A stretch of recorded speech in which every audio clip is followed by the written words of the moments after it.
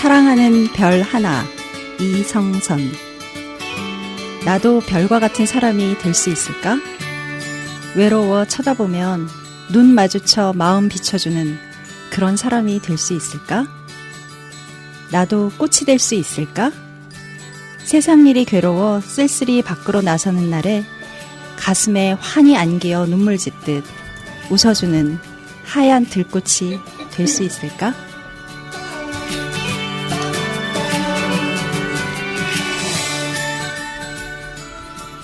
더 나은 도봉을 위해 오늘을 마주하고 앞으로를 준비합니다. 도봉 시민사회그룹과 함께 더 나은 도봉의 밑그림을 그려보는 시간. 도봉 드로잉 진행을 맡은 홍은정입니다. 와. 네, 지금 성의 없는 와를 외쳐주시는 네, 게스트분들을 소개해 보겠습니다. 네, 예, 지금 방송 지지난주에 우리 같이 했었고요. 그 사이에 이제 어떻게 지내셨는지, 네, 간단한 근황과 더불어서 소개 좀 해주시죠. 네, 저는 더 나은 도봉 컨퍼런스 기획으로 함께하고 있는 김희정입니다. 그 사이에 방송을 들었습니다. 입을 뒤집어 쓰고. 잘해야 될 텐데. 저는 4주차 작가 최인설이고요. 저도 방송을 열심히 들으면서 제 목소리 들으면서 민망했는데 여러분한테 좋은 이제 TMI를 하나 드리면 이걸 1.5배속으로 들으면 지루하지도 않고 이제 굉장히 재미있게 들을 수 있다고 말씀드립니다. 예. 네, 안녕하세요. 청년인정 김태환이라고 하고요. 지난 녹음 이후에 학교가 기강해서 학교 열심히 다니고 있습니다. 네. 안녕하세요. 처음 뵙겠습니다. 저는 오늘 처음 나온 게스트고요. 페미니스트이고자 노력하고 있는 방아삼동의 주민이고 서울 동북 여성민우에서 활동하고 있는 김성입니다. 와도 안 하세요? 몰아서. 생각보다 되게 떨리죠. 네. 네. 지난번에 제가 단체 이름을 버벅거려가지고 그 편집도 안 되고 길이길이 보존되고 있는 것 같은데요. 아무튼 저는 참교육을 위한 전국 학부모의 동북부 지회장이고요. 신은옥입니다. 반갑습니다. 저는 2차 방송을 준비하면서 지냈습니다. 네, 안녕하세요. 락피디입니다. 지난주에 마이크가 없어가지고 인사 못 드렸고요. 네, 올해는 마이크 있어서 인사드리고, 저는 에피소드 2가 팟빵에 업로드가 안 돼가지고, 팟빵에 전화해야 되고 쌍욕을 하는, 그렇게 근황을 보냈습니다. 네, 반갑습니다. 네, 반갑습니다. 네. 지난주 마을 자치, 마을 교육 가지고 얘기를 했는데요. 이번 주에는, 마을 청년, 또 시민사회, 주제로 얘기를 나눠보겠습니다. 먼저 오늘은, 오늘 새로 오신 김성희 선생님도 계시고 하니까, 도봉구 시민사회, 네, 분과 그 얘기를 먼저 풀어보도록 하죠.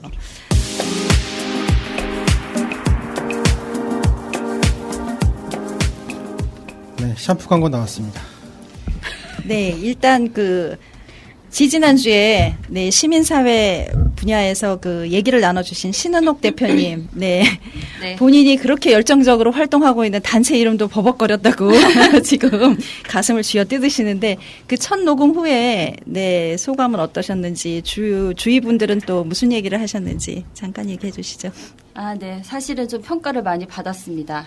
왜 이렇게 목소리 톤이 높냐부터 시작해서 왜 이렇게 숨소리가 크게 들리냐 이런 얘기에서부터 다른 분들은 참 차분하고 좋은 목소리로 이야기하시던데 너의 목소리는 왜 그러냐 이런 얘기 들어서 한 사람한테 너무 소리 같은데. 네, 너무 좀 사실 상처를 받았고요. 그래서 평가질 하지 마시라고 이야기해드렸습니다. 저 정도의 평가질이라면 집안 사람 아니면 아무도 할 수 없는 얘기인데요. 네. 네, 처음 이제 시민사회에 대한 얘기를 하시면서 전통적인 시민단체 활동이 이제 혁신사업의 형태로 또 이제 다양하게 펼쳐지고 있고 또 그거 외에도 이제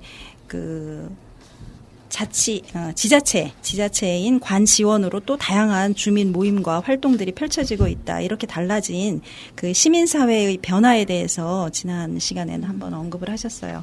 그러면 오늘은 어떤 얘기를 풀어가실 예정이시죠?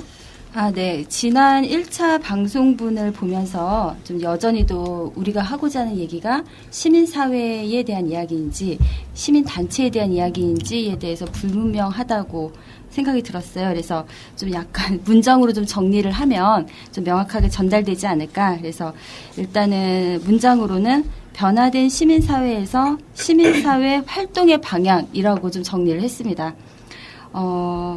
사실은 이제 시민사회 운동이냐 활동이냐 이거 가지고도 많이 얘기를 했었는데 좀 약간의 이 개념에 좀 차이를 뒀던 거는 이전 시기에 시민사회 운동이라고 하면은 어떤 이제 단체 중심의 그다음에 이제 조직 운동으로서 이 사회를 변화시키기 위한 운동으로 진행이 됐다라면 지금에 있어서는 다양한 이제 지역 주민들이 그리고 다양한 시민들이 주체가 되고 자기 스스로가 이제 나서가지고 활동을 이 지역의 지역 활동의 주체, 사회 운동의 주체로서 활동을 하고 있잖아요. 그래서 운동의 범위로는 담아낼 수 없는 다양한 활동들이 확장되고 있다라는 그런 이제 개념 속에서 이번에 이제 운동이라고 하는 거를 활동이라고 정리하는 과정이 있었습니다. 그래서 오늘 이 시간에는요 한 3가지 얘기를 좀 해보려고 하는데요. 현재 시민사회 활동의 주체는 누구인가? 그리고 이거에 관련된 얘기와 그리고 이런 이제 다양한 시민사회 활동이 펼쳐지고 있는 상황 속에서 시민력의 강화는 어떻게 실현될 수 있을까? 그리고 마지막으로는 지금 이제 시민협력 플랫폼, 도봉 시민협력 플랫폼에서도 이제 조금씩 준비가 되고 있는 도봉의 시민 자선화의 방향은 어떤 방향으로 돼야 될 것인가? 이것이 우리가 이야기하는 이제 시민사회 활동과 시민력 강화와 어떤 연관성이 있는가? 이런 이야기를 오늘 좀 해보려고 합니다. 네, 그 앞에 시간에 지난주에도 마을자치분과에서 시민력에 대한 얘기를 하셨거든요. 그러니까 그 센터에서 가장 주요한 사업이 공모 사업이고 공모 사업의 목표가 시민력을 강화하는 거다라고 하셔서 시민력이 나왔는데 시민단체에서도 그런 얘기를 하시니까 그 시민력을 어떻게 정의하고 계신지 궁금합니다. 핸드폰 보지 마시고 말씀해 주세요. 검색하고 계신 거 아니죠? 사실은 이제 그 앞에서 어떤 이야기가 됐는지 좀 궁금하기도 한데요. 일단은 저희가 이제 저희 단위에서 논의를 하면서 시민력이라고 하는 거는 다름이 아니라 그냥 저희도 주체라고 생각을 했습니다.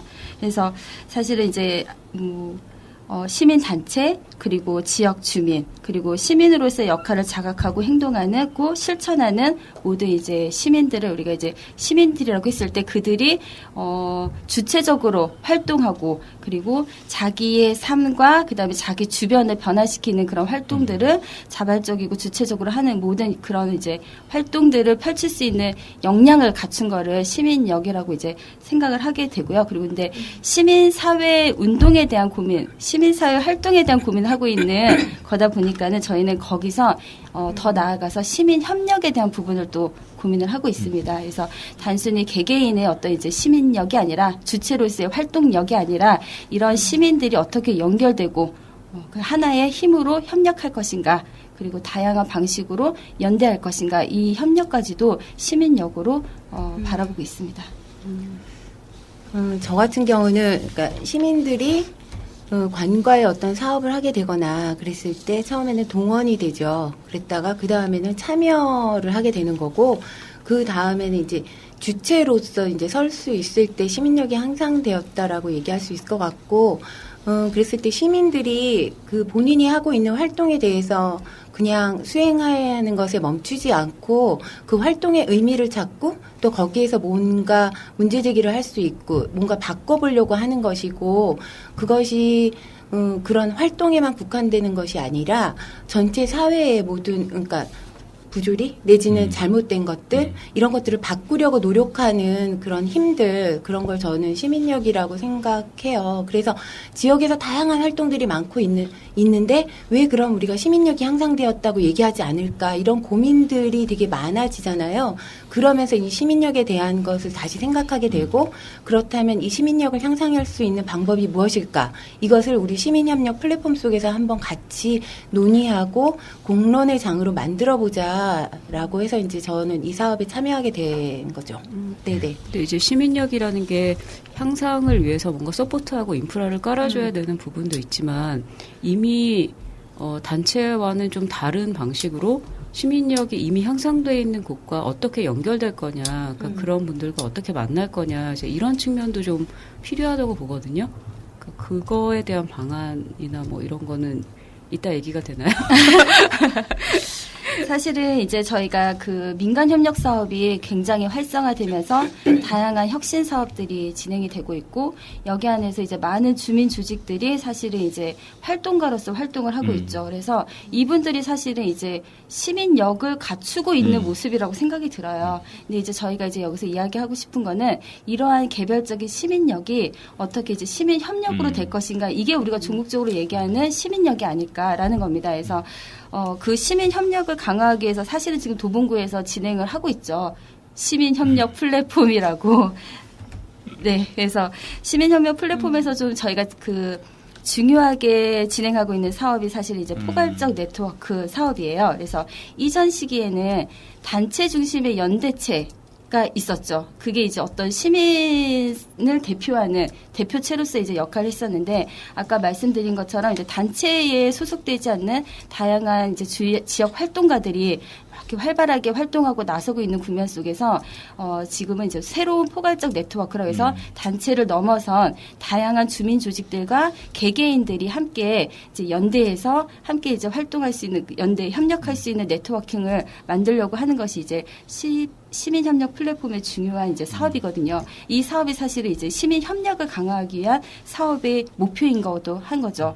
그리고 이제 또 한 가지 고민되는 거는 여전히도 그 주민 조직이나 시민 단체에 포괄되지 않는 시민들이 있어요. 뭐 계속 얘기했던 것처럼 촛불 혁명에서 이제 보여졌듯이 보통 평상시에는 그냥 개별 국민으로 있다가 이제 특별한 시기에 어떤 국면이 열렸을 때 이 자기의 그 주체적인 관점을 가지고 이게 나서게 되는 이런 분들이 있는데요. 사실 이런 분들이 좀 확장되고 더 많이 이제 넓혀져 이 영역들이 더 넓혀져야 되는 부분이 있다라고 생각이 들어요. 근데 사실 이제 저희가 뭐 박근혜, 이명박 시절에 이제 언론이 다 황폐화되고 이런 이제 상황이 있었던 거죠. 이제 그러면서 사실 많은 그런 이제 제대로 된 정보 전달이나 이런 것들이 되지도 않은 상황 속에서도 사실은 시민들이 그런 이제 진출을 했었던 게 있었던 거잖아요. 그래서 이런 것들을 봤을 때 사실은 이제 저희가 시민사회 활동 부분에서 이렇게 소속되지 않는 이런 이제 시민들이 더 이제 시민력을 갖추도록 하기 위한 지역 언론에 대한 부분이라든지 아니면은 대중 그 시민 대학 요즘 이런 거 많이 진행이 되잖아요. 그래서 이런 것들도 좀 고민해야 되지 않을까 이런 생각들을 하고 있습니다. 다들 말을 잘하셔가지고 하나 질문을 하면 대답을 하시고 다른 주제까지 이렇게 풀어내서 너무 감사합니다. 그리고 저는 근데 시민력을 이야기해 주시면서 굉장히 어려운 단어들이 많이 나왔는데 제가 느끼는 건 이제 어쩌면 공모 사업이나 아니면 좋은 그 마을 공동체 지난주에 얘기했던 마을 공동체 사업이나 이런 걸 통해서 어쩌면 우리가 이야기했던 시민의 주체성이 강화되고 그래서 새로운 시민들이 등장했는데 여기서 이제 신은옥 대표님이 협력을 이야기했던 이유는 그렇게 시민력이 강화된 이 활동가들이 실제로 이제 가는 곳은 다시 이제 중간 지원 조직의 플레이어로 가기도 하고 이렇게 그 명확하게 이제 구조화되어 있는 사업 속에 흡수가 되어버리는 거죠. 그렇게 되면 실제로 그 사업을 수행하고 관리하는 주체로서 이제 갑자기 머물게 되는 약간 그런 모습들을 보면서 저도 약간 협력이란 단어에 좀 공감이 됐던 것 같아요. 그래서 지난주에 나왔던 그 함다락의 그 교육분과에 계신 분들을 보게 되면 실제로 어떤 중요한 활동가로서 성장은 했는데 그분들이 이제 중간 지원 조직 곳곳으로 들어가지 않았거든요. 그럼에도 불구하고 본인들이 자발적으로 협력하면서 교육에 대한 이야기들을 풀어내는 걸 보면서 지금 말씀했던 이 협력이라는 이 포인트가 약간 거기에도 좀 적용이 되지 않나 약간 그런 생각을 좀 하게 됐습니다. 지금 들으면서. 뭔가 그 협치 구조 안에는 담길 수 없는 주제들이 좀 있는 것 같아요. 약간 좀 나를 세워야 되는 이슈라든가 이제 이런 것들은 협치로 잘 수렴이 안 되는 부분도 있어서 정말 이게 단체에서 좀 자기 자리를 좀 잡아줬으면 하는 부분이기는 한데 그렇지만 이 협력이라는 것이 이제 시대나 어떤 시대에 따라서 변화를 접근하는 방식이나 목표가 달라져야 되잖아요. 근데 그 아직도 협력이나 뭐 이런 것들을 뭔가 이렇게 좀 나래비 세워야 된다고 해야 되나? 뭔가 이렇게 조직해야 된다라고 생각하는 부분이 좀 있는 것은 아닌가. 그러니까 왜냐하면 그런 방식들이라고 얘기되는 것이 계속 교육, 뭔가 이렇게 그러니까 모르니까 뭔가 배워야 되는 거고 뭐 계속 그걸 유지하기 위해서 뭔가 제공해야 된다는 이런 입장이 굉장히 공급자 중심이라는 생각이 드는 거예요. 네. 그래서 조직하지 않고 연결된다는 감각으로 가야 된다. 지금은. 그리고 뭔가 시민력을 향상돼야 된다고 생각하기보다는 향상된 시민들을 어떻게 만날 거냐로 이제 그 무게 중심이 조금 더 옮아가야 되는데 거기에는 어떤 방법론이 있는지는 잘 저는 이렇게 드러나고 있지 않은 것 같다 아직은. 그러니까 없는 시민력을 막 향상하는 방법들은 굉장히 다양한데 이제 다른 부분은 좀 부족한 것 같다. 그런 생각이 좀. 너무 박한가요?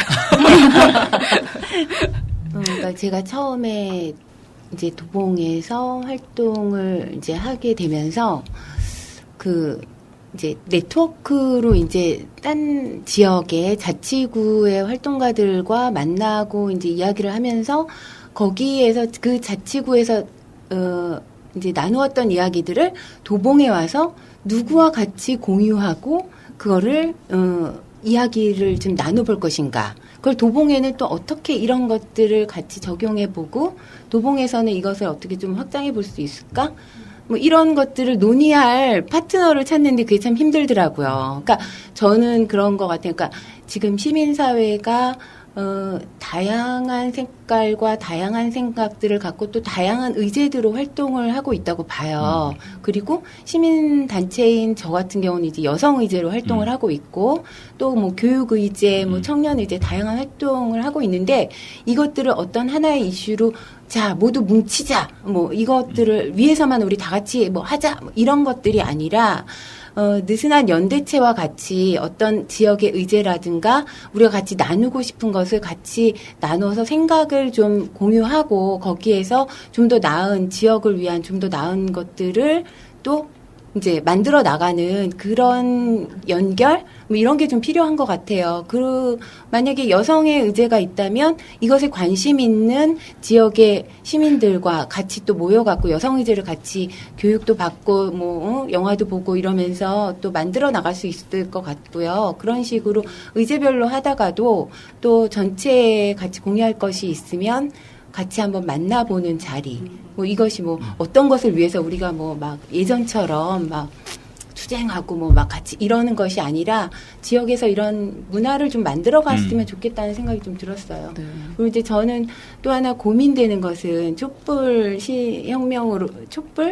로 이제 정권이 바뀌고 그랬는데 왜 광화문에는 모이지만 지역에서는 안 모일까? 이게 좀 참 많은 고민이었어요. 그러니까 지역에서 이제 촛불 관련한 집회를 지금 열자 해갖고 이제 지역의 단체들과 주민들, 시민들 모여갖고 이렇게 했는데 어떤 익명성이 보장이 돼서 익명성의 문제인가? 뭐 이런 생각도 들고 그렇다면 이 익명성이 무엇 때문에 무엇이 두려운 건가? 무엇이 도봉에서는 이게 안 모여지는 건가? 이런 고민들이 좀 들면서 네, 좀 우리들의 좀 연결되는 거, 연대 이런 것들도 좀 더 많이 필요하겠다라는 생각이 좀 들었어요. 청년한테 한번 물어보고 싶은데 왜 안 모일까요? 광화문에선 모이는데. 갑자기 저한테 갑자기? 왜 광화문에 모이는데 왜 지역에서 모이는데? 지역에서 만약 촛불 이렇게 한다고 했을 때는 이제 그냥 솔직하게 한번. 예를 들면 지역에 있는 어떤 광장에서 다 같이 모여서 집회를 합니다. 지나가는 사람들 다 내가 아는 사람들이에요. 그럼 하기 싫죠, 당연히.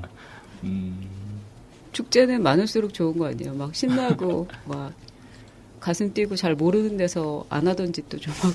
집회라던가 집회도, 예를 들면 네. 촛불혁명 같은 경우도 말씀하셨던 그 익명성도 저는 대단히 중요하다고 보는 건 많은 분들이 물론 자유롭게 나오긴 하셨지만은 마스크 쓰고 나온 분도 꽤 있었다고 저는 보거든요. 근데 그 이유랑 이제 지역에서 할 수 없다기보다는 이제 하기 어려운 이유는 첫째는 좀 그 상징적인 공간이 과연 있을까? 지역에 광화문만큼의 의미를 가지고 있는 광화문은 대대로 아주 오랜 기간 동안 거기 그 자리로서의 어떤 공간으로서의 의미가 있었기 때문에 그 자리에 누가 뭐라고 하지 않아도 먼저 모이는 사람들이 있었고 항상 언제나 어떤 의제든 어떤 주제로든지 간에 그래서 공간으로서의 의미가 있었고 두 번째로는 지역 자체에서 내가 어떤 사회적인 변화를 만들겠다고 하는 움직임을 그 아주 작더라도 할 때에 한순간마다 부딪히는 요소들 중에 굉장히 생각보다 내가 알고 나를 아는 사람들이 꽤 많고 그것 때문에 두려움을 느끼는 경우도 꽤 있을 거기 때문에 예, 그렇게 생각을 하긴 합니다. 저도 약간 그러니까 마치 약간 그거예요. 전도 집회랑 비슷한 것 같아요. 우리 교회 전도 집회가 창동역 앞에서 전도 집회를 하면 신앙심이 깊으면 부끄러움 없이 이렇게 할 수 있겠죠. 하지만 나는 그 정도 신앙심도 안 되고 쪽이 팔리고 별로 이 행사가 힙해 보이지도 않고 그러니까 이제 안 나오는 건데 약간 비슷할 것 같아요. 이제 도봉구에서 촛불을 한다 했을 때도 나의 이제 그 뜨거운 가슴과 이런 문제인식이 있으면은 부끄러움을 무릅쓰고 이제 나오겠지만 그러지 않을까. 약간 그런 지금 얘기를 들으면서 약간 그런 전도 집회가 약간 떠올랐습니다. 근데 저는 또 조금 반대라기보다는 다른 생각이 만약에 우리가 월드컵에서 4강까지 올라갔어요. 그러면 도봉구에서 사람들이 모여서 응원을 할까? 그 재미있을까? 재미없죠. 무조건 광화문 나가야 재미있잖아요. 그러니까 도봉구에서 촛불 집회를 하려고 그러면 기본적으로 거기 참여하는 사람들이 의미도 중요하지만 참여하는데 창피하지 않고 참여하는데 더 적극적으로 참여할 수 있는 밑밥을 까는 역할이 뭔가 기구가 필요하다는 거예요. 근데 그거를 하는 것이 없이 우리 불끈해서 모입시다 라고 했을 때 사람들이 과연 지역적으로 훨씬 가까운데도 이쪽으로 안 모이고 광화문 가는 것은 뭔가가 이유가 있는 거죠. 쪽팔림과 상관없는. 저는 좀 다른 측면으로 좀 틀어서 봤으면 좋겠는데요. 일단은 이제 광화문에서의 그 천만 촛불이었나요? 네. 하여튼 그 천만 촛불은 그 촛불 박근혜 퇴진이라고 하는 촛불을 들었던 공동의 행동의 의미도 있었지만은 사실은 그 공간에서 어떤 것들이 벌어졌었냐면은 다양한 그룹들과 그 개별 시민들이 거기 안에서 되게 굉장한 민주주의의 공론화의 장과 토론의 장이 됐었던 거예요. 각자가 생각하는 뭐 민주주의에 관련된 거, 우리 사회가 이렇게 변화돼야 된다고 생각하는 거, 내가 처한 어떤 그 현실에서 이런 문제가 문제다, 이런 것들이 사회에서 받아줘야 된다. 뭐 이런 이야기들이 되게 많이 됐었어요. 그래서 가보면은 와, 우리 진짜 촛불 집회 가보면은 박근혜 퇴진이라고 하는 구호로 딱 하나가 돼 있는 것 같지만 사실은 그 안에서는 되게 다양한 목소리를 내는 사람들을 만날 수 있었거든요. 근데 이게 왜 지역에서 안 되는가라고 봤을 때는 사실은 지역에서 그런 다양한 목소리들을 표출할 수 있는 장과 준비가 되어 있는가라는 부분에 대해서도 사실은 돌아봐야 될 것 같아요. 그래서 어찌됐든 간에 이제 광화문에 모여가지고 그런 목소리를 내는 거에서 그치는 게 아니라 이게 현실화되도록 하기 위해서는 그게 지역이든 아니면 뭐 그거를 실현하고 있는 어떤 다른 단체든 뭐든 간에 그 사람들이 들어가서 그것들을 할 수 있는 이 공간들이 펼쳐져야 되는데 사실은 그 많은 사람들이 그 안에서 그런 목소리를 실현시키는데 역할을 담당하는 거를 담을 이 그릇 자체가 아직은 우리 시민사회가 준비되어 있지 않는 거 아닌가 이런 거에 대해서 사실 좀 돌아봐야 될 것 같아요. 광화문 촛불이 왜 도봉에선 보이지 않는가에 대한 약간 원인 분석이 이렇게 근데 약간 각자 일을 더 네, 좋은 것 같고요. 왜냐면은 그 시민력이라는 것을 시민협력까지 지금 되게 좁히신 거잖아요. 네. 근데 그 협력이라는 게 네, 그 협력이라는 것을 그렇게까지 끌어올리시는 그런 것이 되게 단체 문제의식 같다는 생각이 많이 들었어요. 예. 그러니까 이게 취향의 문제일 수도 있고 뭐 이런데 이제 협력까지 올라올 수 있다. 그리고 광화문이 그렇게 된 것은 그것을 담아낼 수 있는 지역에 무엇인가가 없기 때문이다라는 것은 이제 예, 사실은 뭔가 이제 더 역할을 맡으시는 거니까. 네.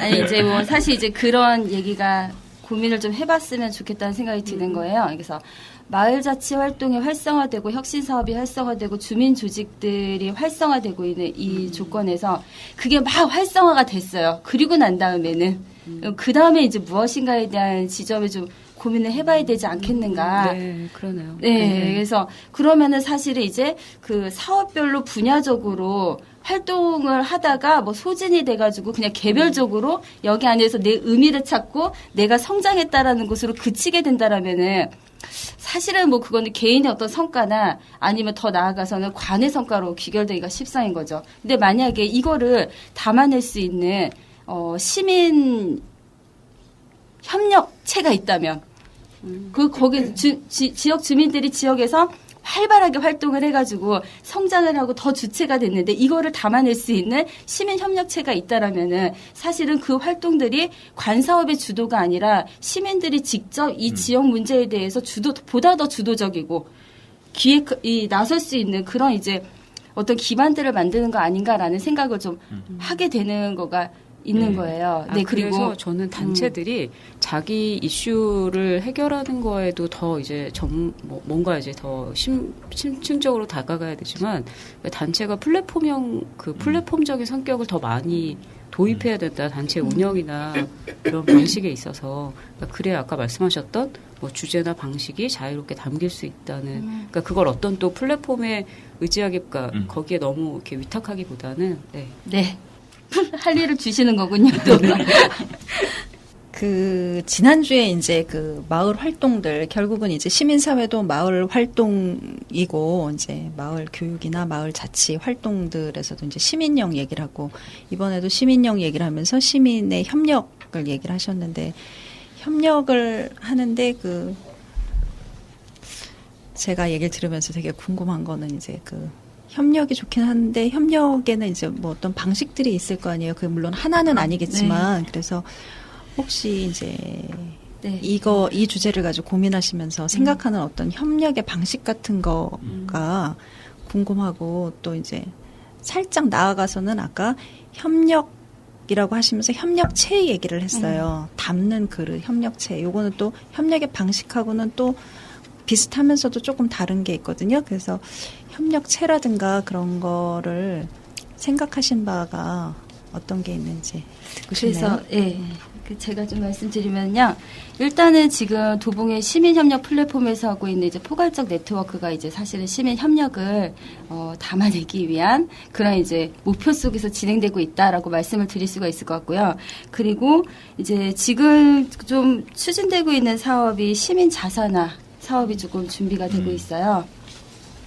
그래서 지금 이제 도봉의 그 시민 자산화에 대해서 초동 모임을 지금 구성을 하고 있고 좀 여러 단체들과 그다음에 개발 시민들이 참여해가지고 얼마 전에 이제 강연도 좀 진행을 했어요. 그래서 시민 자산화에 대한 기초적인 좀 이해를 높이는 강연도 진행을 했었고 향후에는 좀 전문가분을 모셔가지고 이 도봉에서는 시민 자산화를 좀 어떤 식으로 형성할 수 있겠는가에 대해서 좀 구체적인 논의를 하는 워크숍을 지금 준비하고 있거든요. 그래서 자산화 부분에 관련해가지고 좀 저희가 그렇게 고민을 하게 된 것 같아요.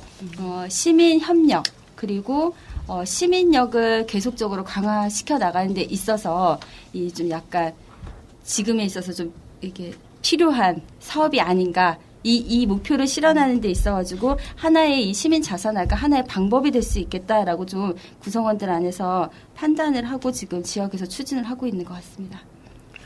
그 시민력도 사실은 이해하는데 조금 시간이 걸렸는데 시민 자산화라는 그 활동 전에 시민 자산화의 개념을 먼저 좀 이렇게 정리를 해주시면 얘기를 하는데 훨씬 도움이 될 것 같아요. 네. 저도 사실은 잘 몰라요. 배우고 있는 중이었고 논의를 하고 있는 중이어서 근데 얘기 들어보니까 시민 자산화는 시민 운동이 자기 힘을 가지고 지속적으로 발전하기 위해서 그 실제 이제 시민의 공적 자산을 만드는 활동을 펼치는 것과 시민 자산화라고 알고 있거든요.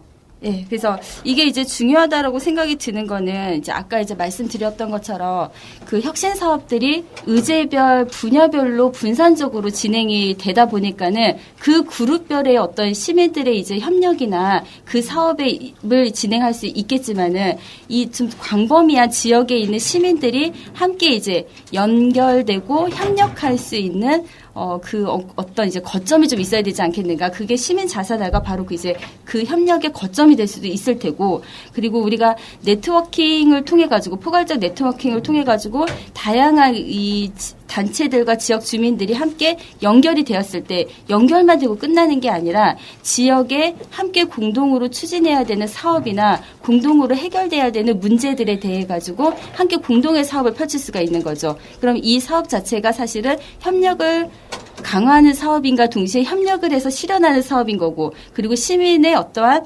자산도 생성할 수 있는 사업인 거죠. 그럼 이 자산은 향후에 그 시민 사회가 관의 지원이나 이런 거에 신경 쓰지 않고 자기의 자력적 힘으로 시민 운동을 펼쳐나갈 수 있는 또 기본 토대들을 갖추게 되는 거가 되는 거겠죠. 그래서 일단 그렇게 좀 시민 자산화에 대해서 고민을 하고 있고요. 아직은 더 논의를 많이 해야 되는 시점인 것 같고요. 사실은 필요성이나 제기 배경, 실행 방안에 대해 가지고는 더 많은 깊이 있는 토론들이 사실은 필요한 것 같아요. 네, 오늘은 그 시민사회 분야 중에서 그 이제 시민의 협력, 네, 그 협력을 어떻게 이제 그 만들어낼 건지, 그 다음에 그런 이제 협력을 담는 그릇은 어떤 게 있을 건지 이제 그 얘기를 잠깐 얘기하시면서 시민 자산화라는 굉장히 어려운 주제를 뚝 던져놓으셨어요. 한번 파봐야 될 제 생각에는 이제 다음번 방송 계획은 이 시민 자산화를 가지고 하는 걸로 자연스럽게 넘어갈 것 같은데요. 네. 네, 맞습니다. 네. 그러니까 방송을 할 때마다 이제 느끼는 건데 처음에는 우리가 그 시간 동안 무슨 얘기를 할까 그러는데 사실은 이제 시간이 지나갈수록 항상 시간이 부족하다는 생각이 들어요. 이제 논의가 굉장히 중요한 게 꼭 방송 끝날 무렵에 가서 툭 던져 놓으셔가지고 2주를 기다리기가 너무 아쉬울 정도로 네, 그렇습니다. 그러면 시민 사회 이제 얘기는 시민 자산화에 대한 궁금증을 가지고 네, 다음에 더 이제 얘기를 풀어가는 걸로 하고요. 2주 전에 아주 저희가 너무 막 서로 막 감동을 받으면서 얘기를 들었던 마을 청년 얘기를 연이어서 같이 들어보도록 하죠.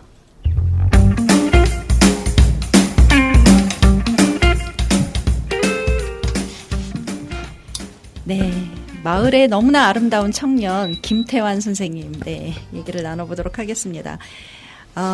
그 첫 번째 이제 그 방송 때 청년이 이제 지역에서 발 디딜 곳이 필요하다. 이거는 이제 물리적인 발 디딜 곳이 아니라 이제 활동을 펼치는 또 삶을 살아가는 그런 이제 전반적인 발 디딜 곳에 대한 얘기를 하셨었고, 그 다음에 너무나 가슴에 와닿는 생청년 얘기를 하시면서 생청년들을 만나보셨었는데, 그렇다면은 우리가 이제 그 생청년을 만난 뒤에는 그러면 이제 무엇을 어떻게 해야 되는지 그런 얘기를 오늘은 좀 나눠보도록 하겠습니다. 네. 그럼 우리 발 디딜 곳에 대한 네. 그냥 말하면 되는 거예요. 원래 네. 오늘 저의 자유 시간인 건가요? 가사에 어떤 얘기 하셨는지 좀 궁금한데요. 멤버 중에 어제 한 분을 대학생 또 한 분을 섭외를 했었는데 오늘 급하게 못 나와가지고 다음 주에는 아마 한 번도 보시지 못했던 또 다다음번. 주군요. 다다음번. 그때는 이제 한 번도 보지 못했던 동네 청년을 또 만나실 수 있을 거고, 오늘은 그분도 생청년이신가요? 네, 그래서 오늘은 식상하게 또 저희 둘이서 이야기를 나눠보는 중. 저는 이제 그 작가로서 좀 궁금한 질문이, 지난주에 이제 발 디딜 곳이라고 했는데 그냥 막연하게는 느낌은 오는 것 같은데 좀 더 청년의 입에서 실제로 그 발 디딜 곳이라는 게 도대체 지역사회에서 어떤 모습으로 나타나야 되는지에 대해서 좀 궁금한 것 같아요. 제가 드리고 싶은 이야기는 있는데 우선은 밑밥을 깔아야겠습니다.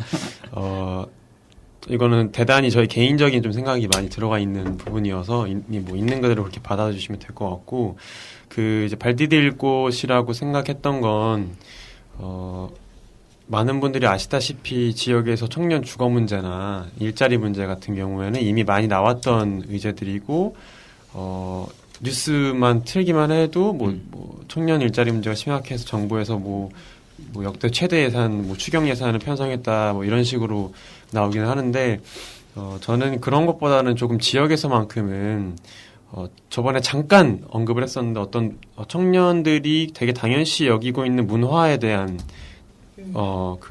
문화에 대한 이야기를 좀 드리고 싶어요. 그 문화라고 하는 게 문화예술 할 때의 그 문화는 아니고, 어떤, 당연히 청년들 사이에서 이제 지켜지는 규범이라던가 암묵적인 규칙이라던가 하는 것들이 있거든요.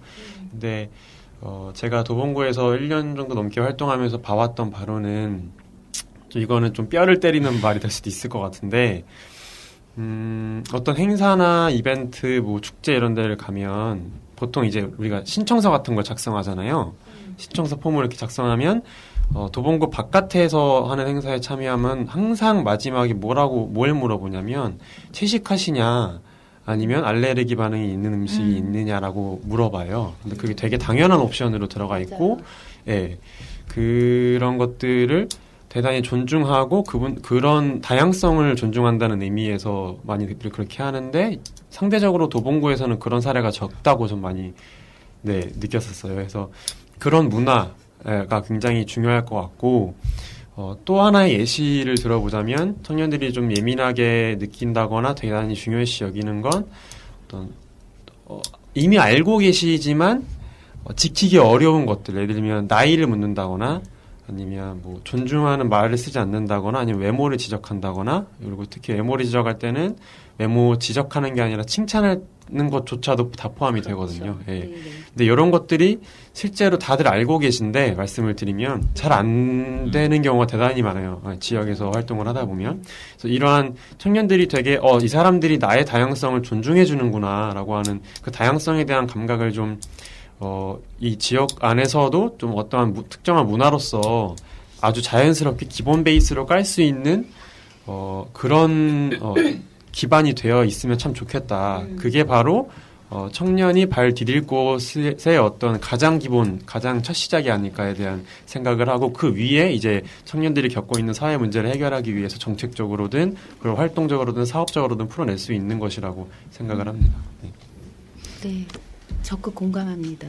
네, 지금 저기 스튜디오에서 김성희 선생님이 좋아 죽으시네요. 네, 듣자 하니 이거는 청년 문화가 아니라 지역 사회의 그 인권 감수성을 높이자는 그런 이제 제안인데요. 네. 그거는 우리 모두가 정말 귀 기울여 들어야 되고, 그리고 사실은 이제 또 몸에 배워야 되는 문제가 있어서 그 사이에 많은 또 이제 시행착오가 있기는 하겠으나 그래도 의도적인 노력과 그런 거를 이제 공론화시키는 그런 거는 정말 중요하고 필요하네요. 좋은 말씀이셨어요. 김성희 선생님 활짝 폈네. 네. 하나 더 방금 생각난 건데 제가 요즘 꽂혀 있는 게 있어서요. 그 청년들 이 지역에서 일하는 청년들 어떤 얘기를 듣다 보면 요즘 많이 지쳐 계시더라고요.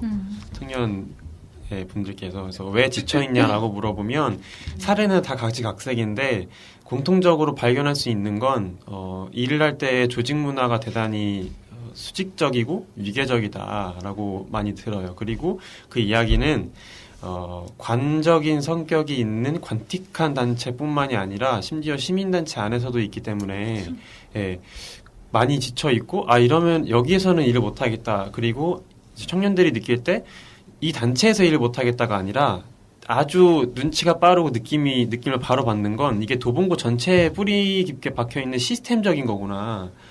그래서 도봉구에서 떠나야겠다라고 해서 보통 다 도봉구 자체를 떠나는 경우가 있거든요.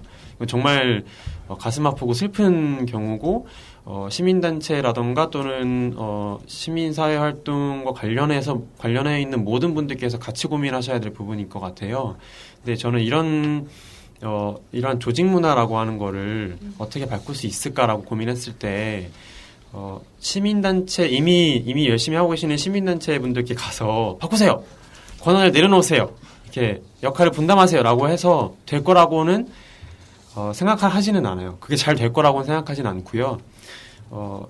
그러한 것들을 고민하고 있는 청년들끼리 모여서 스스로 어떠한 청년단체라던가 자신들의 어떤 커뮤니티를 만들어내고 커뮤니티와 단체 안에서 함께 일을 하면서 그 안에서부터 평등한 문화와 다양성이 존중되는 문화를 만들어 나가고, 그리고 특히 다양성이 존중되는 문화 같은 경우는 거기서부터 혁신이 창발하기 때문에, 그리고 그 혁신이라고 하는 건 단순히 아이디어나 새로운 의제라던가 이런 거를 새로 끌어내는 게 아니라 새로운 주체의 등장도 대단히 연결되어 있거든요. 왜냐하면 혁신이라고 하는 게 나는 이런 생각하고 있는데 동시에 너는 다른 생각을 하고 있어 라고 했었을 때 그래도 괜찮아. 근데 우리가 뭐 어차피 하나의 프로젝트로 같이 해보고 있으니까 너의 의견 나의 의견 어떠한 책임을 지고 각자 어떠한 책임을 지고 평등한 문화 안에서 각자의 역할을 한번 해볼까라고 하는 그 조직 내부의 어떤 문화라고 하는 걸 잘 설계해 나가서 청년단체에서 그걸 혁신을 만들어내고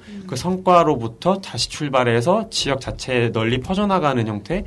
저는 지금은 고민하고 있고 저는 청년인정에서 그거를 해보려고 지금 어떤 저의 사명감 정도로 생각을 하고 있어요. 이 지역에서.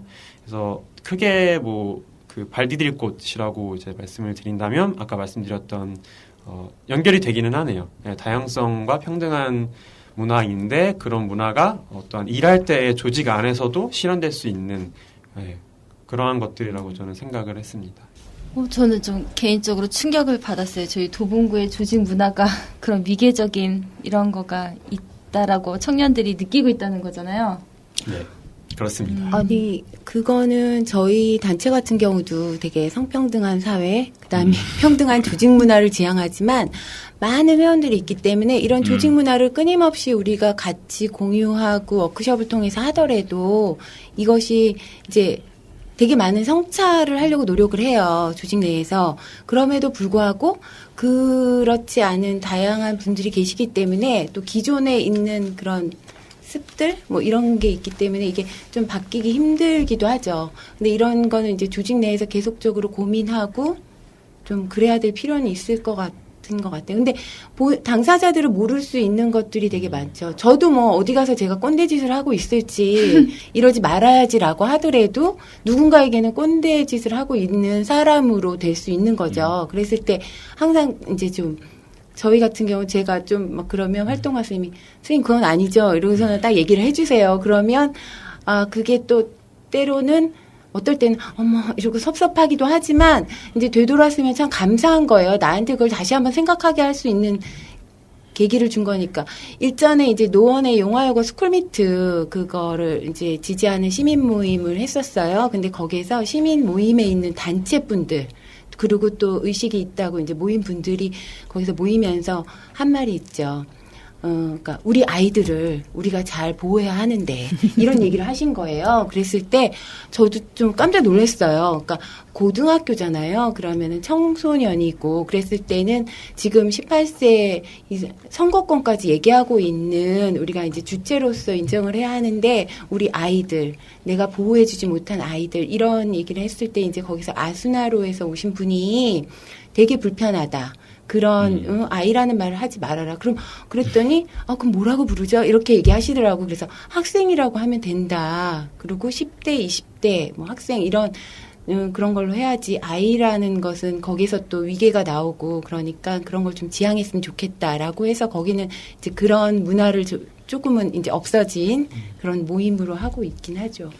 저는 느끼는 게 이제 일을 하게 되면 조직으로서 단체로서 일을 하게 되면 선임과 후임 아니면 선배와 후배로서 함께 일을 하게 되잖아요. 그랬을 때 이제 분명히 늦게 들어온 후배가 일을 이제 못한 경우도 많고 잘 모르니까 이런 이제 상황이 발생했을 때 일반적인 사기업에서는 사실 인권이 존중되지 않고 이제 이렇게 과감하게 이제 선을 넘으면서도 이제 가르치는 케이스도 있고 그런 게 많이 보이는데 반대로 이제 어쩌면 시민단체, 지역사회로 오게 되면 사실 그걸 넘기가 쉽지 않으니까 반대로 일을 잘하는 후배만 찾는 케이스가 많은 것 같아요. 그러니까 오히려 이제 일을 못하는 후배를 만났을 때는 그냥 아무 말도 하지 않고 그냥 뭐 이러다가 잘하는 사람한테 계속 밀어주고 실제로 이제 일을 못하는 후배에게는 그래도 우리가 인권 교육이나 아니면 이런 걸 받았기 때문에 이제 이걸 어떻게 지혜롭게 풀지는 모르겠고 그러니까 사실 그냥 회피하는 게 있는 거죠. 암묵적으로 이제 그거에 대해서 개인의 프라이버시도 있고 그런 부분들이 있으니까 굉장히 좀 민감하고 쉽지 않은 이슈니까 오히려 건드리지 않고 오히려 일을 잘하는 뭐 후배를 찾는다거나 약간 그런 상황들이 이렇게 아름아름 좀 그런 상황들도 좀 보이는 것 같아서 요런 걸 어떻게 해야 되나 그런 고민들이 있는 것 같아요. 저는 지난번에 발 디딜 곳에 대해서 좀 이렇게 조망해 주셨다면 오늘은 발 디딜 곳의 구체적인 어떤 사례로 얘기를 해 주신 것 같고 그다음에 그 청년 활동가 중에서 얄짤 없는 청년 활동가들이 이제 도봉구에서 발붙이기 위해서는 어떤 조건이 필요한가 그 얘기를 하시는 것 같은데 이게 뭐 개인의 말투나 캐릭터의 문제라기보다는 그러니까 이 막 신입 활동가들은 자기 조직을 설명할 때 사업 중심으로 설명을 많이 하더라고요. 근데 대표님들은 비전 미션 중심으로 설명을 많이 해요. 그러니까 그거는 어떤 뭐 개인의 캐릭터나 말투의 문제가 아니라 조직의 비전과 미션 그리고 이 사업의 해석을 누가 갖고 있느냐. 그러니까 그 해석을 함께 할 수 있는 권한이 나누어져 있지 않기 때문에 계속 이제 이렇게 되는 것 같아요. 그러니까 이것은 자기 사업이 아니라 일은 내가 하고 평가는 누구에게 받는 거죠. 그래서 그러니까 저는 권위적이라고 느끼는 것이 누구 개개인의 대표님들이나 사무국장님들이 권위적이다라는 것이 아니라 도봉구의 그 단체들이 주로 그 아젠다 중심으로 세팅이 되어 있다 보니 그걸 창립자 중심의 해석을 따라갈 수 있는 신입은 별로 없는 거예요. 그러니까 이 벽을 넘지 못하고 그 해석이 이렇게 다양해질 수 있다는 것을 인정하지 못하고 그러면서 이제 좌절하고 나는 그냥 기계인 것 같아. 나는 젊은 활동가니까 창의적이어야 되고 뭔가 이렇게 되는 기능적인 것만 나는 소모되는 것 같아. 여기 와서도. 그러니까 여기 와서 일을 하는 최고의 목표는 삶의 목표와 일의 목표가 싱크로율이 높다는 것에 있는데 이제 그것을 충족시키지 못하기 때문에 떠나게 되는 거 아닌가. 그러니까 그래서 이거를 해결하기 위해서 이제 제가 아까 얘기했지만 뭔가 우리 단체가 자기 이슈를 해결하기 위한 어떤 뭔가 이렇게 선명성을 되게 부각시키기보다는 이제는 좀 플랫폼적인 성격, 그래서 다른 사람들이 여기서 놀 수 있도록 하는 어떤 플레이그라운드를 중간 지원 조직만 그래야 되는 것이 아니라 이제는 단체들도 그런 기능을 더 수행하면 좋겠다. 네, 그게 아마 이게 다 연결돼 있는 거 아닌가 조직 문화랑 그런 생각이 드네요. 네. 그래서 저희가 2016년에 엄청난 조직 미션, 비전 찾기 워크숍을 하고 그러면서 지역 내 여성주의 확산을 위한 플랫폼이 되자. 맞아, 플랫폼. 네, 그렇게. 근데 그 유행입니다. 플랫폼이라는 용어도 너무 유행이라 이렇게 좀 뭐 공간이 되자 막 이런 얘기 하려고 하다가 공간이라는 것도 어떤 점유의 그런 게 있잖아요. 그렇기 때문에 그거를 빼지 말고 그 공간이란 말 쓰지 말고 플랫폼을 하자 그냥 해서 그렇게 하긴 했죠. 저기 들어보니까는 그러니까 단순히 이제 그 조직의 어떤 위계 뭐 혹은 권위적인 이런 문화 이런 이제 문제가 아니라 그 조직 내에서 그 권한이 얼마만큼 동등하게 있는가 이런 문제가 사실은 중요한 문제이지 않을까 청년들한테 그 사실은 이제 권한이 다르고 책임이 다르고 이렇게 되다 보면 사실은 그 조직 안에서도 중요한 일을 하는 사람이 있고 덜 중요한 일이 하는 사람들이 생기게 되는 거잖아요. 그럼 사실은 청년들이 거기에 인입이 됐을 때 정말 느끼는 거는 뭐 뭔가 배우는 거 혹은 그 내가 배우는 입장에서 할 수 있는 그 덜 중요한 거를 하는 이 선에서 이제 머물게 되는 거잖아요. 그럼 사실은 이제 청년들이 더 신나게 더 자발적으로 이 지역에서 주체가 돼가지고 활동하는 데 있어서 그게 이제 어려운 조건이라고 생각이 들거든요. 그래서 그런 이제 조직 내에서 그러한 이제 균등한 그리고 평등한 이런 이제 권한과 책임을 갖게 운영을 개선하는 이런 문제에 대해서도 저희가 지역 활동에서 좀 많이 고민을 해봐야 될 것 같고 어쩌면 이 부분에 있어서 청년들이 나서가지고 아까 청년들이 이제 모여서 이런 것들에 대해서 논의도 하고 개선하기 위한 방안들도 하고 나부터도 그것으로 이제 무장하기 위한 뭐 교육이나 훈련들을 한다고 했잖아요. 근데 지역에게 더 적극적으로 이런 얘기들을 좀 전달해주고 청년답게 좀 이렇게 강하게 푸시도 하고 이러면은 지역 활동이 좀 바뀌는 데 있어서 큰 영향이 있을 것 같아요. 네. 응원합니다. 제가 이 조직 문화, 사람답게. 예, 조직 문화 근데 이제 얘기하면서 태한 쌤이 그 조직의 대표니까 이렇게 얘기를 할 수 있는데 사실 중간 조연 조직에 실무자로 있으면 사실 여기 나와서 얘기하는 것 자체가 굉장히 어렵죠. 그런 상황들이 또 존재하는 것 같아요. 저는 그 조직 문화를 최근에 좀 꽂혀가지고 여기저기 찾아보다가 그 이제 다른 자치구의 청년 단체들을 잘하고 있다고 하는 분들을 좀 찾아서 제 얘기 듣다 보면 어떤 데 같은 경우는 무슨 뭐 어떤 일을 누군가가 했을 때 조직 안에서 일을 못하는 경우가 있잖아요. 그러니까 데드라인을 넘길 때 그럼 어떻게 하냐면 데드라인을 넘기면 그 팀이나 아니면 모든 조직원들이 다 같이 모여서 고민을 어떻게 하냐면요. 너 왜 못했어 여태까지? 무엇을 도와줄까라고 하지 않고요. 어쩌면 이 업무가 너한테 맞지 않는 업무였을지도 모르겠어. 그러면 이 업무를 가장 잘할 수 있는 사람은 누굴까라고 해서 다시 세팅을 해요. 근데 그 세팅하는 과정은 정말 고통스럽고 비효율적이거든요. 사업에 실패할 수도 있잖아요. 정말 데드라인을 넘기는 순간. 근데 그럼에도 불구하고 사업에 실패할 거를 알면서도 그렇게 해야만 하는 이유는 그렇게 하지 않으면 결국에는 책임 소재가 너 데드라인 우리가 일을 줬는데 왜 못했어? 이때까지는 해야 될 거 아니야. 그러니까 너의 실패고 너의 잘못이야라고 하는 그 책임 소재가 그 당사자한테 넘어간다는 거예요.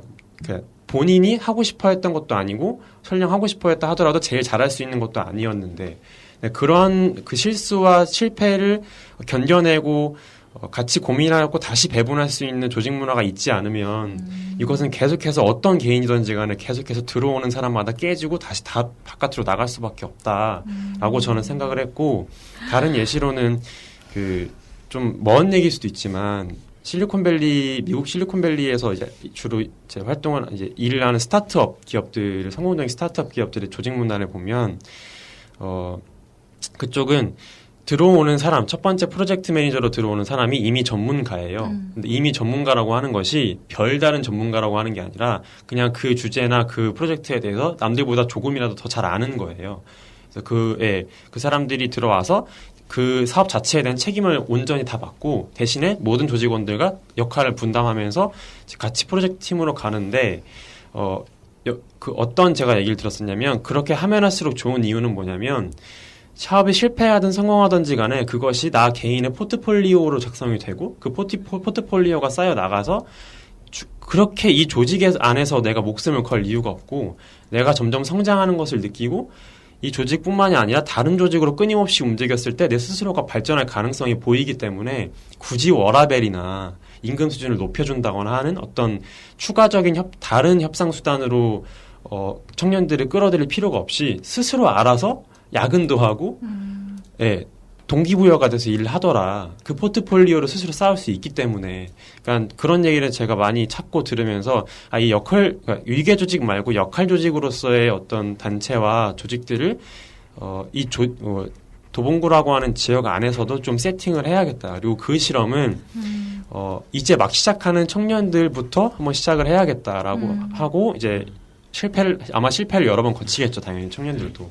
그 실패를 거치면서 외부적으로 어떠한 성과면 성과, 실패 사례면 실패 사례가 나가기 시작하면서 지역에서도 주목을 해줄 거고요. 그렇게 하면서 저렇게 하면 되는구나, 이런 건 이렇게 하면 안 되겠구나, 다르게 바꾸어야겠구나라고 판단을 하실 거고 그렇게 오랜 시간이 걸릴 수도 있겠지만 점차 바뀌어 나가면 새로운 세대가 유입되는 것뿐만이 아니라 새로운 의제 아니면은 이 지역사회 전체가 좀 시민 역량이 아까 말했던 시민력과 시민들 사이의 어떤 협력 자체도 더 강화될 수 있지 않을까라는 생각까지는 해봤습니다. 저는 근데 두 가지가 전제가 돼야 되는 것 같아요. 첫 번째가 뭐냐면 이 실패를 버틸 수 있는 조직의 힘이 있어야 돼요. 그러니까 이 실패가 한두 번 계속 반복돼서 사실 조직 자체의 존폐 위기가 이제 등장하기 시작하면 사실 이게 버텨낼 수가 없는 상황들이 오는 거고, 두 번째는 이게 조직의 힘이 안 된다면 안전망이죠. 지역 안에서 선배들이나 아니면 선배 조직들이 이건 실패해도 되는 프로젝트야.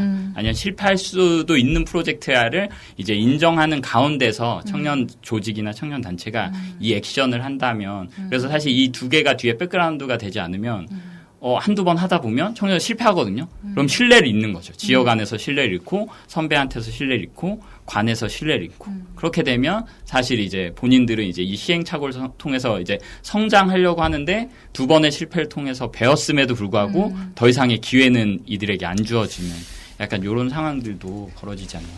저도 플랫폼형 조직이라고 했을 때 어떤 역할을 해야 되냐, 그러니까 중간 지원 조직이 어떤 역할을 해야 되냐라고 할 때 키워드가 딱 이 두 가지인 것 같아요. 그러니까 인프라와 안전망. 그러니까 이거를 개인 조직이 그냥 내가 망하면 내가 산산이 부서지는 게 아니라, 그래서 플랫폼형 조직은 자기 단체의 사업을 많이 덜어내고 어떻게 인프라와 안전망을 깔 수 있도록 할 거냐, 거기에 많이 집중되면 그게 오랫동안 이제 활동했던 단체들의 어떤 자산이 나누어지는 방식 아니겠냐, 그런 생각 들었습니다. 근데 교과서적인 이야기가 이제 되어지는데, 도봉구에서 본인 스스로 우린 실패했어라고 인정한 곳이 있나요? 없어요. 그러니까 실패했다고 인정하지 않기 때문에 발전이 없는 것 같아요. 그래요. 네. 맞아요. 뭔가 우리 실패했어 그러면 실패 사례가 공유가 되어져서 저기는 왜 실패했는지 우리가 알고, 그다음에 그 사람들이 왜 실패했는지에 대해서 우리가 배울 텐데, 제가 여태까지 도봉구에서 활동하면서 우리 실패했어요라고 말을 한 분들을 한 번도 못 봤어요. 그러니까 제가 그럼 우리가 잘 되려고 하면 어딜 따라가야 되지라는 생각이 들더라고요. 실패나 이것은 정말 현상인 거고, 그 안에서 사람들이 성장했느냐, 이제 그러면 실패했지만 그런 팀들이 또 나중에 엄청 끈끈하게 모이기도 하고 그러잖아요. 그런 거 같네요. 예, 한 번 그런 얘기가 나왔던 것 같아요. 실패 박람회인가 네, 했었잖아요. 그런 거 해보면 어떻겠냐 하는데, 오늘 얘기를 들으니까 아주 더 확 와닿네요. 네. 이제 우리가 보통 지역에서 어떤 활동들을 할 때 이제 문화를 바꾸는 활동하고 또 이렇게 제도를 바꾸는 활동이 서로 이렇게 이제 한 번씩 이렇게 하면서 서로 영향을 주고 또 이제 시너지가 나오고 이제 이러기는 했는데, 지금 청년 활동 또 청년들의 삶을 얘기하면서 청년 문화가 지역에서 이제 펼쳐질 때 어려움, 우리가 이제 좀 돌아봐야지 될 부분들에 대한 지적이 뼈가 아프기도 하면서 정말 눈이 확 뜨이는 네, 그런 지적이네요. 그래서 문득 드는 생각이, 혁신이 이제 새로운 의제로도 이루어지지만 새로운 주체로도 이루어진다는 게, 이게 아무리 다양한 의제를 가지고 해도 하나 주체만 못하지 않나 하는 생각이 문득 들기도 하고 그러네요. 네. 지금은 이제 청년 문화에 대해서 이제 주로 얘기를 했는데, 얼마 전에 도봉구에서 청년 정책 토론회인가? 가 있지 않았나요? 네. 그게 정책 토론회에 대해서 좀 간략하게 소개 좀 해주시죠. 어떤 얘기가 오고 갔는지. 아주 짧은 기간 사이에 두고 포럼과 간담회가 열렸었는데요. 청년정책 포럼도 열리고 간담회도 열렸었는데, 청년정책 간담회 같은 경우는 도봉구 청년정책 네트워크라고 하는 당사자들이 참여해서 정책에 대한 아이디어와 어떤 아이디어를 찾아내고 제안하는 어떤 당사자 참여형 기구로서 이제 작동을 하고 있는 그런 시스템이라고 보시면 되는데, 거기가 이제 올해 5월 달부터 활동을 하기 시작해서 4, 5월 달부터 활동하기 시작해서 가장 마지막에 어떤 최종 결과물로서 내는 것이 간담회 때 행정을 대상으로 또 행정의 수장인 구청장과 함께 이야기를 하는 자리를 마련했던 것이고요. 그 안에서 나왔던 얘기들은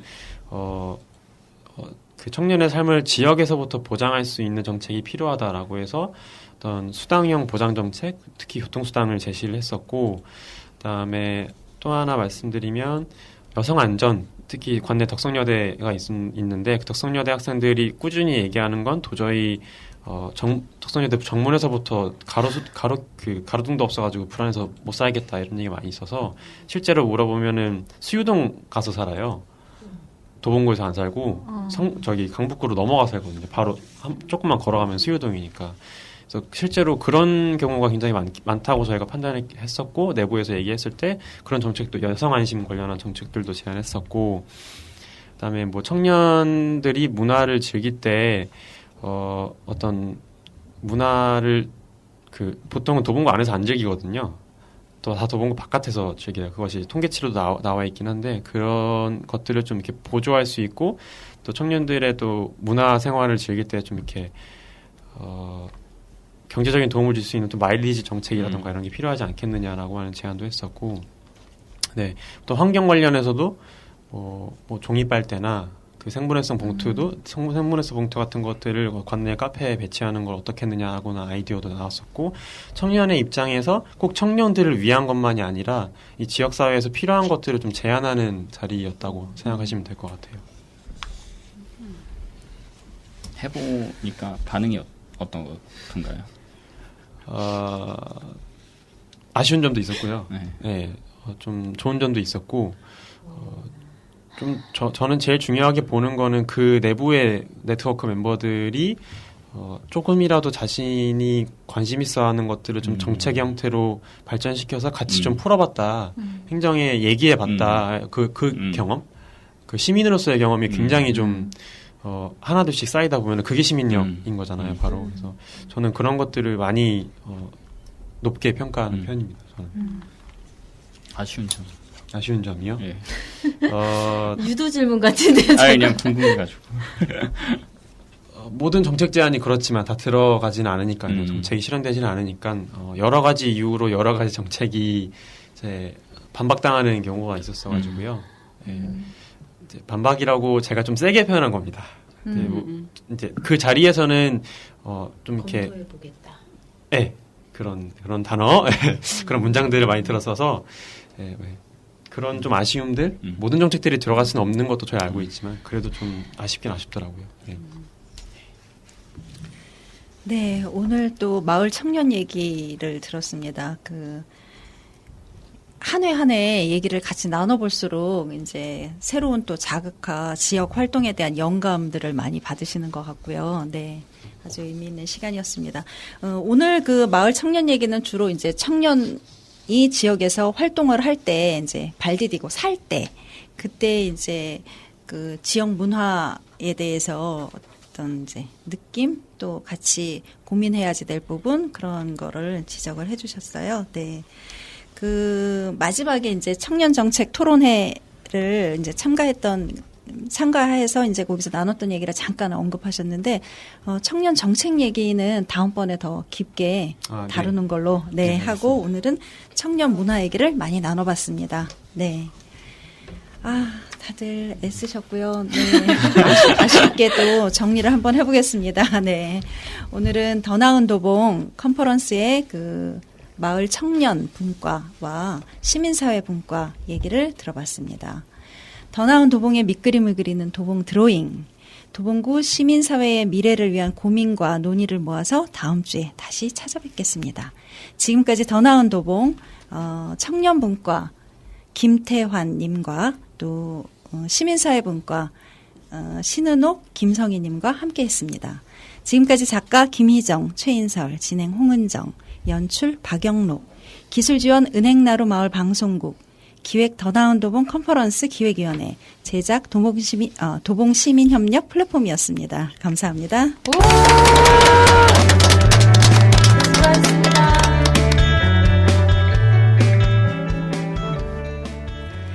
마을 이곳저곳에서 축제가 한창이네요. 우리 바쁜 일상을 잠시 내려놓고 축제 속으로 달려가 볼까요? 도봉 드로잉 오늘 함께해 주셔서 감사합니다.